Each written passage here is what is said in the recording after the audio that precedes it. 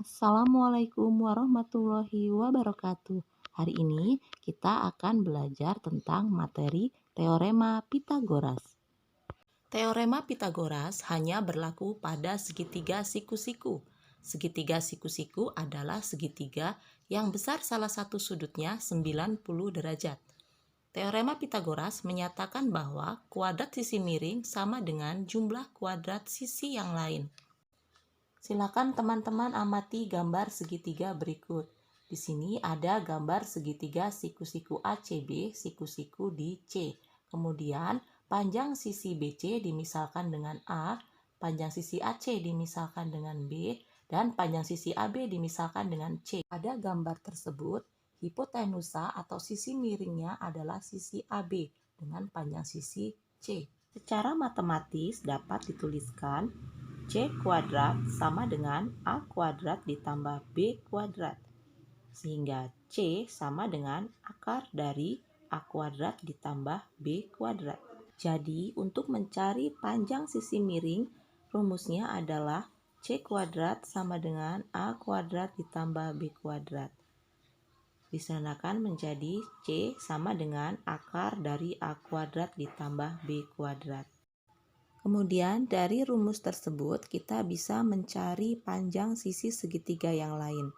Untuk mencari panjang sisi A, rumusnya adalah A kuadrat sama dengan C kuadrat dikurang B kuadrat. A sama dengan akar dari C kuadrat dikurang B kuadrat. Kemudian untuk mencari B, B kuadrat sama dengan C kuadrat dikurang A kuadrat. B sama dengan akar dari C kuadrat dikurang A kuadrat. Untuk lebih memahami tentang materi teorema Pitagoras, silakan teman-teman perhatikan contoh soal berikut ini. Diketahui ada segitiga siku-siku A, B, C, siku-siku di B. Berdasarkan gambar di samping, pernyataan yang benar adalah pada segitiga itu, sisi miringnya adalah sisi AC. Jadi, untuk mencari AC, AC kuadrat sama dengan AB kuadrat ditambah BC kuadrat. Sehingga pernyataan yang pertama benar, pernyataan yang keempat salah. Kemudian untuk mencari panjang BC, BC kuadrat sama dengan AC kuadrat dikurang AB kuadrat. Sehingga pernyataan yang ketiga juga salah. Untuk pernyataan yang kedua, untuk mencari AB, AB kuadrat sama dengan AC kuadrat dikurang BC kuadrat. Jadi pernyataan yang benar adalah pernyataan yang pertama. Sementara pernyataan yang kedua, ketiga, dan keempat salah. Untuk contoh soal selanjutnya, diberikan sebuah segitiga siku-siku pada gambar berikut ini. Tentukan panjang sisi miring segitiga tersebut. Pada gambar tersebut diketahui segitiga ABC siku-siku di B, kemudian panjang AB 6 cm, panjang BC 8 cm. Sisi miringnya adalah sisi AC. Jadi, untuk mencari AC sama dengan akar dari AB kuadrat ditambah BC kuadrat. AC sama dengan akar dari 6 kuadrat ditambah 8 kuadrat. AC sama dengan akar dari 36 ditambah 64. AC sama dengan akar 100, hasilnya adalah 10. Untuk contoh soal yang ketiga, diberikan sebuah segitiga siku-siku pada gambar berikut ini. Tentukan panjang sisi alas segitiga tersebut. Pada gambar diketahui segitiga PQR siku-siku di Q, kemudian panjang PQ 10 cm dan panjang PR 26 cm. Alas segitiga tersebut adalah sisi QR. Nah, sisi QR itu bukan sisi miring, berarti untuk mencari panjang QR sama dengan akar dari PR kuadrat dikurang PQ kuadrat. QR sama dengan akar dari 26 kuadrat dikurang 10 kuadrat. QR sama dengan akar dari 676 dikurang 100. QR sama dengan akar dari 576 sama dengan 24 cm.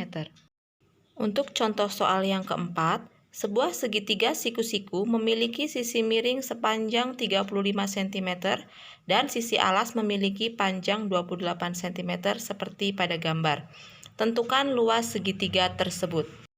Untuk mencari luas segitiga, rumusnya adalah setengah dikali alas dikali tinggi, atau alas kali tinggi dibagi 2. Pada soal, tinggi segitiganya belum diketahui, jadi langkah pertama kita mencari tinggi segitiganya terlebih dahulu dengan menggunakan teorema Pitagoras. Karena tinggi itu bukan sisi miring, berarti T sama dengan akar dari 35 kuadrat dikurang 28 kuadrat. T sama dengan akar dari 1225 dikurang 784. T sama dengan akar dari 441 sama dengan 21 cm. Setelah nilai T diketahui, selanjutnya kita masukkan ke rumus luas segitiga.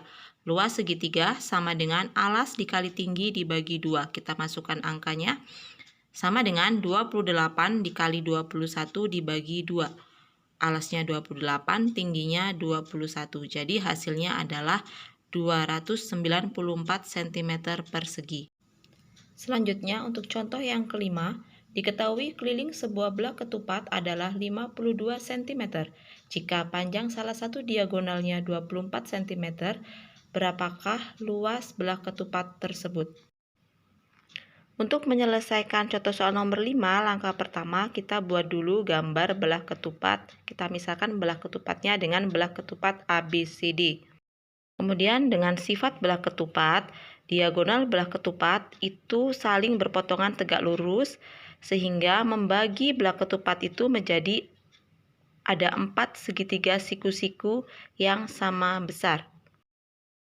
Kita ambil salah satu segitiga siku-sikunya adalah yang segitiga siku-siku AEB, siku-siku DE. Kemudian dari keliling belah ketupat kita bisa menentukan panjang AB, panjang BC, panjang CD, dan panjang AD. Caranya adalah 52 dibagi 4, hasilnya adalah 13 cm. Jadi panjang AB, panjang BC, panjang CD, dan panjang AD adalah 13 cm.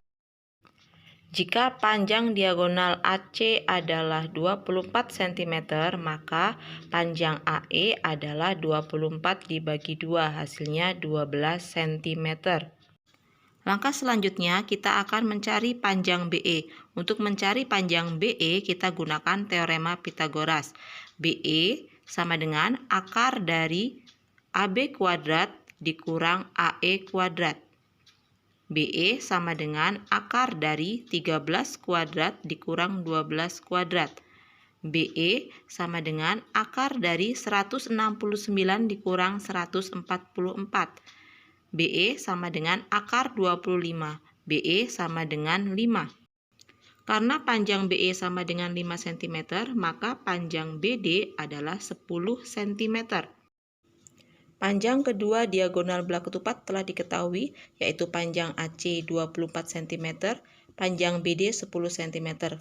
Langkah selanjutnya kita masukkan ke rumus luas belah ketupat.